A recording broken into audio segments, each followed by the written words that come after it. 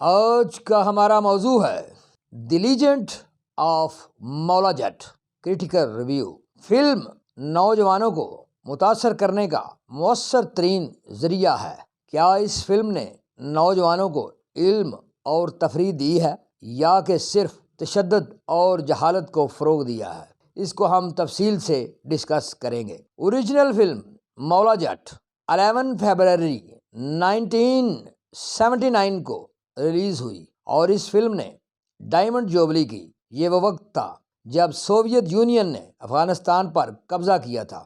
امریکہ، یورپی ممالک اور مسلم ممالک اس بات پر متفق تھے کہ ہم سب آل ابراہیم علیہ السلام کے پیروکار ہیں، جبکہ سوویت یونین نہ تو اللہ کو مانتا ہے اور نہ ہی انبیاء علیہ السلام کو۔ جہاد کو فروغ دیا گیا۔ سوویت یونین کو شکست ہوئی، جس کا بھرپور معاشی فائدہ امریکہ اور یورپی ممالک کو ہوا۔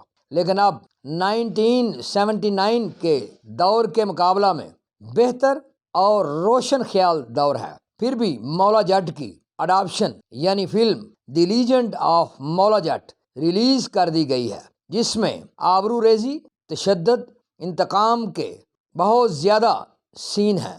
الیکٹرانک میڈیا کے مطابق یہ فلم اچھا بزنس کر رہی ہے۔ Brief facts: the legend of Maula Jatt, directed by Bilal Lashari, written by number 1 Nasir Adeeb, number 2 Bilal Lashari, based on characters by Nasir Adeeb, produced by Ammara Hikmat, doctor Asad Jamil Khan, starring Fawad Khan as Maula Jatt, Rehan Farid Haraj as young Maula Jatt, Hamza Ali Abbasi as Noori Natt, Mahira Khan as Mukkho Jatti, Humaima Malik as Daaro Nattni, Gauhar Rashid as ماکھا نتھ، فارس شفیع as Madda, Shafqat Cheema as Jeeva Natt, Saima Baloch as Rajjo, Nayyar Ejaz as Jaggo Natt, Ali Azmat as Gogi, Babar Ali as Sardar Jat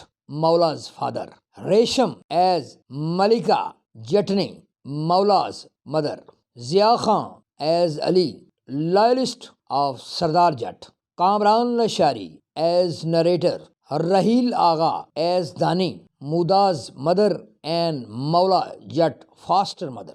release date 13 October 2022، running time 153 minutes, country Pakistan, language Punjabi, budget ₹45 crore to 55 crore. اس film کی مختصراً story کچھ یوں ہے کہ جیوا نتھ اپنے قبیلے کے ساتھ سردار جٹ اور اس کی بیوی کو حملہ کر کے قتل کر دیتا ہے، لیکن اس کا بیٹا مولا جٹ محفوظ رہتا ہے۔ اسے دانی نام کی عورت اپنے بیٹے مودا کے ساتھ پالتی ہے اور یہ دونوں اچھے ریسلر بن جاتے ہیں اور ان کا علاقے میں اچھے ریسلر کی حیثیت سے نام ہوتا ہے۔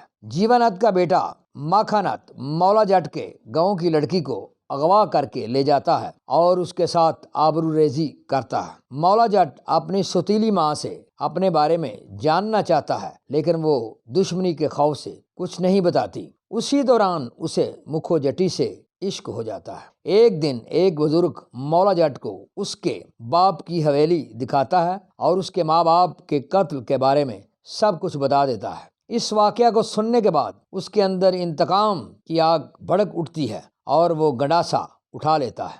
ماکھا نتھ کے آدمی جب مولا جٹ کے گاؤں پر حملہ کرتے ہیں تو وہ ماکھا کے ساتھیوں کو گنڈاسا سے قتل کر دیتا ہے۔ بعد ازاں ماکھا کو بھی ذلیل کرتا ہے۔ ماکھا اپنی حویلی آتا ہے، شرمندہ ہوتا ہے اور اپنی بہن دارو کے سامنے خودکشی کر لیتا ہے۔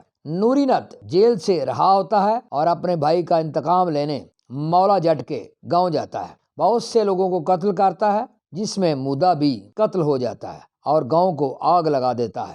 مولا جٹ کو گاؤں کے لوگ نوری نتھ کے آنے سے پہلے ہی مجبور کر کے جیوا نتھ کی حویلی معافی مانگنے بھیج دیتے ہیں۔ مولا جٹ جیوا نتھ کی حویلی پہنچ جاتا ہے، وہاں نوری بھی پہنچ جاتا ہے۔ نوری اور مولا جٹ کی لڑائی ہوتی ہے، لیکن اسی دوران نوری نتھ کا باپ مولا جٹ کو پیچھے سے وار کر کے بے ہوش کر دیتا ہے۔ نوری نتھ غصے سے اپنے باپ کو قتل کر دیتا ہے۔ کہ یہ میری لڑائی تھی، تو نے کیوں اسے زخمی کیا اور بے ہوش کیا۔ نوری نت مولا جٹ کو اپنی حویلی میں قید کر لیتا ہے۔ نوری کی بہن قید کے دوران مولا جٹ کو محبت کرنے کے لیے کہتی ہے، لیکن وہ انکار کر دیتا ہے۔ اسی دوران نت قبیلہ کے لوگ جن کے بیٹے کو دارو نے قتل کیا ہوتا ہے، وہ دارو کو قتل کر دیتے ہیں اور مولا جٹ کو فرار کروا دیتے ہیں۔ قتل کا الزام بھی مولا جٹ پر لگوا دیتے ہیں۔ نوری نت بدلہ لینے مولا جٹ کے گاؤں پہنچتا ہے۔ 1 to 1 فائٹ ہوتی ہے جس میں نوری نت قتل ہو جاتا ہے اور مولا جٹ کو فتح ہوتی ہے۔ مکھو جٹی اور مولا جٹ دونوں کا ملاپ ہو جاتا ہے۔ فلم کی سٹوری آپ نے سن لی ہے۔ کیا اس فلم نے نوجوانوں کے لیے اچھا میسج چھوڑا ہے یا کہ نہیں؟ یہ سمجھنے کے لیے ہمیں اچھی فلم میں کون سی خصوصیات ہوتی ہیں اور بری فلم کی کیا خامیاں ہوتی ہیں ہمیں جاننا پڑے گا۔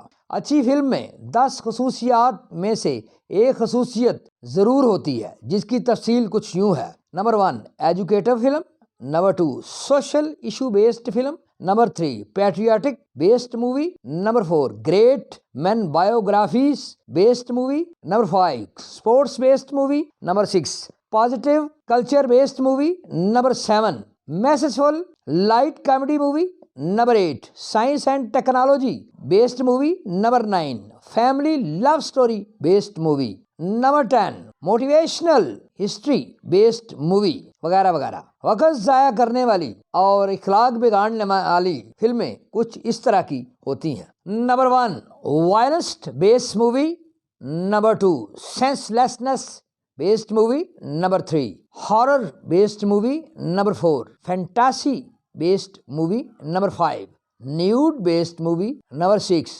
ابیوزو based movie etcetera. The legend of Maula Jatt میں گنڈاسا، جس کو آج کے دور میں اسلحہ کے طور پر استعمال کیا گیا ہے، بہت ہی نامناسب سا لگتا ہے۔ اس گنڈاسا کے ساتھ درجنوں انسانوں کو مولا جٹ قتل کرتا ہے اور انتقام لیتا ہے۔ علاوہ ازیں فلم میں آبرو ریزی اور قتل و غارت کو دکھایا گیا ہے۔ حکومت، ریاست اور انصاف فلم میں نظر نہیں آتا ہے۔ یہ سب ایکشن جہالت کو فروغ دیتے ہیں۔ پاکستانی معاشرہ کو اچھی تعلیم و تربیت کی ضرورت ہے، نہ کہ جہالت اور غنڈہ گردی کی۔ کیا اس فلم میں 10 خصوصیات میں سے ایک بھی خصوصیت ہے؟ یہ فیصلہ آپ نے کرنا ہے۔ مجھے اس فلم میں کوئی لیسن نظر نہیں آیا ہے۔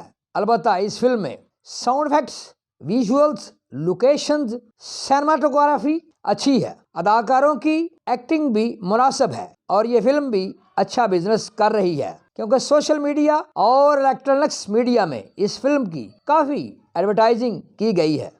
اگر ڈائریکٹر بلال لاشاری بامقصد سٹوری لکھوا کے فلم بنائے تو پاکستان میں تعلیم یافتہ لوگ بھی سینما کا رخ کرنا شروع کر دیں گے۔ بلال لاشاری ایک قابل ڈائریکٹر ہے۔ اس وقت سینما میں فلم دیکھنا کافی مہنگا ہے۔ مزدور اور کسان سینما میں فلم نہیں دیکھ سکتے کیونکہ ٹکٹ کافی مہنگی ہے۔ میں اور میرے دوست حکیم سلیمان نے فی کس 600 روپے کی ٹکٹ خریدی اور اوپرا سینما سٹی ہاؤسنگ گجرانوالہ میں دی legend of Maula Jat film دیکھی۔ امید ہے اب اچھی اور بامقصد فلمیں پاکستان میں بننی شروع ہو جائیں گی۔ Please like, view, subscribe and offer your valuable comments on my YouTube channel TSC Tarak Search channel. Thank you.